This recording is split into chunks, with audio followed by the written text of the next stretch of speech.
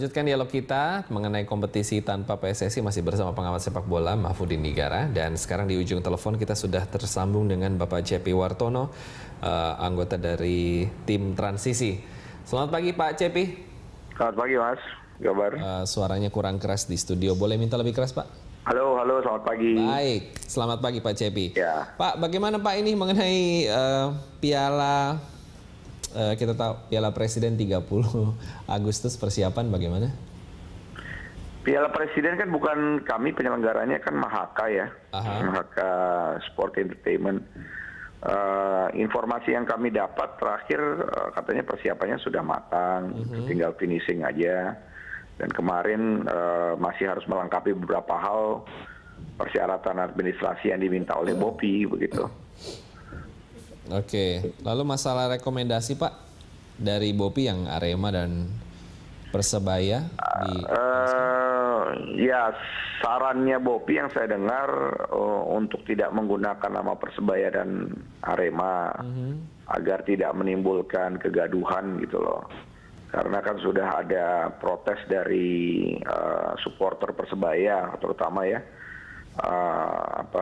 untuk penyelenggara tidak menggunakan nama Persebaya. Kalau mau menggunakan pemainnya silahkan, tapi jangan menggunakan nama Persebaya yang sedang dalam proses di pengadilan. Menurut mereka itu tuntutan dari teman-teman bonek begitu.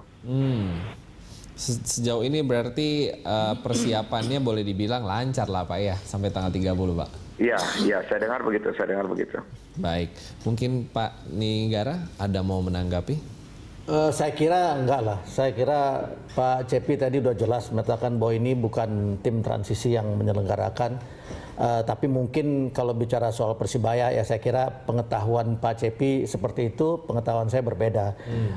Dan kita nggak berguna juga untuk berdebat ya Pak Cepi ya. Siap. Jadi saya kira nggak apa-apa lah kalau teman-teman di tim transisi menyatakan bahwa, atau BOPI menyatakan nggak boleh menggunakan nama Persebaya, saya kira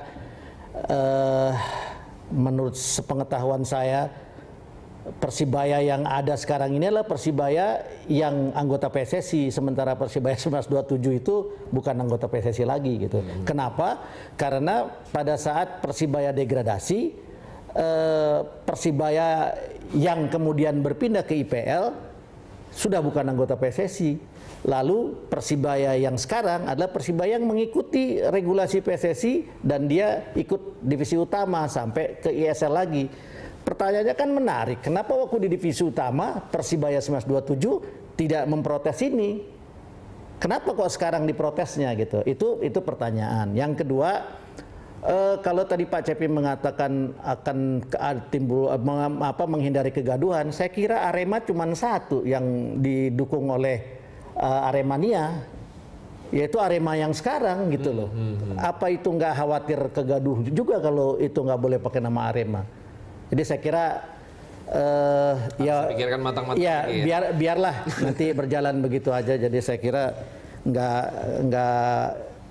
ya kita berpegang pada pandangan kita masing-masing gitu. Nah, kita tahu setelah bagaimana ini Piala Kemerdekaan berjalan, ada pendapat tersendiri mungkin? Ya, Piala Kemerdekaan itu kan piala yang digelar oleh tim transisi. Saya kira biar berjalan aja. Nanti bahwa kemudian PSSI akan mengambil garis-garis tertentu, ya saya kira pasti punya pemikiran sendiri. Ujungnya bagi saya yang penting bahwa sepak bola ini harus kembali berjalan dengan sebaik-baiknya, bahwa PSSI harus dibenahi setuju 100%.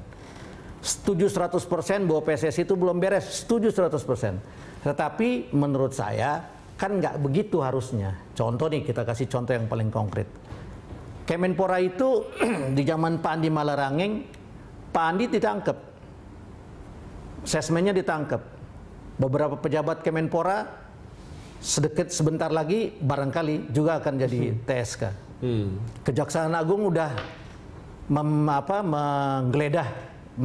menggeledah dan menyita beberapa dokumen. Kan kita nggak minta Kemenpora dibubarkan, dibekukan, nggak perlu. Orangnya udah ditangkap udah. Lalu di Indonesia ini pemerintah daerah berapa banyak yang sudah ditangkap? Terakhir Gubernur Sumatera Utara ditangkap. Kalau kita hitung mungkin di dunia disinilah kepala daerah terbanyak yang ditangkap. Kasus ya. Kasus korupsi. Kita juga nggak minta Indonesia dibubarkan. Kenapa? Ya orangnya ditangkap. Nah, kalau Menpora waktu itu mengatakan memudahi PSSI, jangan lupa loh, tim 9 itu dibentuk atas tiga indikator yang membuat Menpora pemerintah turun tangan. Tim 9 menyebut PSSI mafia, pengaturan skor, tempat pencucian uang dan tempat korupsi. Hasil investigasi tim 9 yang selama 3 bulan, tiga-tiganya nggak keluar.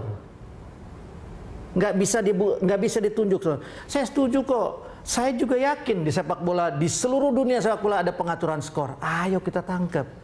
Siapa orangnya kita tangkap. Apalagi katanya sudah dilaporin ke Barreskrim. Sebaiknya Menpora minta Barreskrim tangkap dong orang-orang yang udah disebut itu gitu, atau periksa orang yang disebut-sebut itu gitu loh. Jangan kemudian dikorbankan sekian banyak. Ini ekonomi kreatif loh. Baik. Ekonomi kreatif loh. Nah, ini masih tersambung dengan Pak Cepi. Iya. Tanggapannya Pak, silakan Pak. Ya, prinsipnya begini loh, kita kan sepakat bahwa sepak bola itu harus berjalan ya. Dari Kemenpora dan kami tim transisi tidak pernah berpikir untuk tidak ingin menjalankan sepak bola gitu loh. Proses ataupun pertandingan antar pertandingan ya kita ingin gelar begitu. Kita sepakat juga bahwa hari ini kan kita tahu bahwa PSSI banyak persoalan, ya itu yang sedang juga kita dalami persoalan-persoalan yang ada. Memang tidak mudah ya menangkap apa yang seperti tadi Bung Nigara sampaikan begitu ya, itu yang terjadi sampai saat ini. Ini kan ibarat kentut ya, ada baunya tapi nggak ada wujudnya gitu. Nah ini yang sedang juga kita telusuri dan identifikasi. Ya contoh di Piala Kemerdekaan ini ya kami mendeteksi seluruh official yang ada begitu ya, apakah terjadi pengaturan skor dan sebagainya begitu. Kami kerjasama dengan kepolisian, dengan berbagai pihak gitu ya untuk mengikuti proses ini day to day gitu lah, minute by minute gitu, hour by hour, jam per jam gitu, dari proses yang ada begitu, untuk bisa menangkap seperti apa yang dari Bung Nigara sampaikan begitu.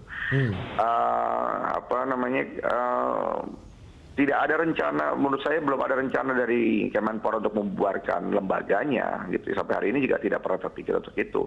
Hari ini kan yang ada dibekukan seluruh aktivitasnya, dan kemudian ya sedang kita dalami, dan harapannya banyak yang kami dapatkan laporan, baik itu dari laporan via web yang kami buka, laporsepakbola.com, dan kemudian ketemu juga dengan berbagai pihak, baik itu dari pelatih, kemudian dari berbagai unsur lah, pemain dan sebagainya gitu ya. Mereka menyatakan bahwa banyak persoalan gitu yang disampaikan ke kami, dan itu kami inventarisir seluruh persoalan itu. Dan memang ya ini ibarat benang kusut dan harus ditarik satu persatu gitu. Yang paling penting menurut kami adalah bagaimana PSSI ke depan harus dipimpin oleh orang-orang yang berintegritas. Output daripada ini kan sebenarnya prestasi gitu. Dan faktanya sampai dengan hari ini kan tidak ada prestasi yang diciptakan oleh PSSI sejak 91 juara SEA Games gitu loh. Ini fakta yang tidak bisa kita hindari. Pertanyaannya kenapa ini tidak terjadi? Ada persoalan di mana? Ada persoalan juga misalnya proses pembinaan yang dilakukan oleh PSSI dari usia dini ini ternyata tidak mendapat perhatian dari PSSI. PSSI hanya mengurusi yang ada backbone-nya, yang ada nilai uangnya. Ketika persoalan itu proses itu tidak ada nilai komersialnya, ya itu kesannya menjadi kewajiban pemerintah, dan ini tidak diintegrasikan. Ini yang menurut saya persoalan yang sangat mendasar yang harus kita benahi bersama. Ke depan PSSI dan pemerintah itu nggak boleh berjalan sendiri-sendiri, dia harus berdampingan dan kemudian saling mengisi kalau kita mau bicara soal prestasi sepak bola ke depan begitu. Nah, saya setuju Pak Cepi, sorry saya potong. Saya setuju betul loh ya kalau seperti itu, berdampingan, bukan satu menguasai yang lain gitu ya. Iya, kalau tadi Mas, kalau dipanggil Pak terlalu tua lah ya, jangan jadi Mas Cepi, saya panggil Mas Cepi aja ya. Iya. Kalau Mas Cepi sepakat memperbaiki PSSI, saya setuju juga. Tapi Mas Cepi sepakat nggak kira-kira kita memperbaiki Kemenpora? Karena sejak Menpora ada sampai sekarang bukan cuma sepak bola loh nggak berprestasi. Bukan cuma sepak bola nih.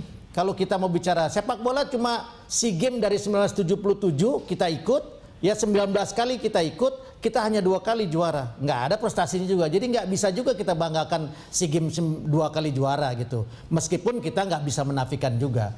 Di Kemenpora Mas Cepi, kan udah jelas tuh. Udah ada penggeledahan. Berarti Menporanya juga sedang bermasalah. Nah sekarang ayo loh kita perbaiki sama-sama.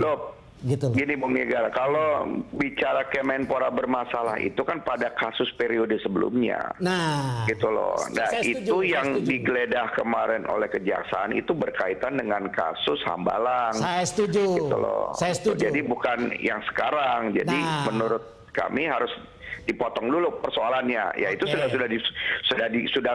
dalam proses pemberesan oleh pihak-pihak yang berwenang begitu kan. Saya setuju, tapi juga harus lihat dong, Bola Nyala ini baru ngurus sepak bola juga baru 7 tahun.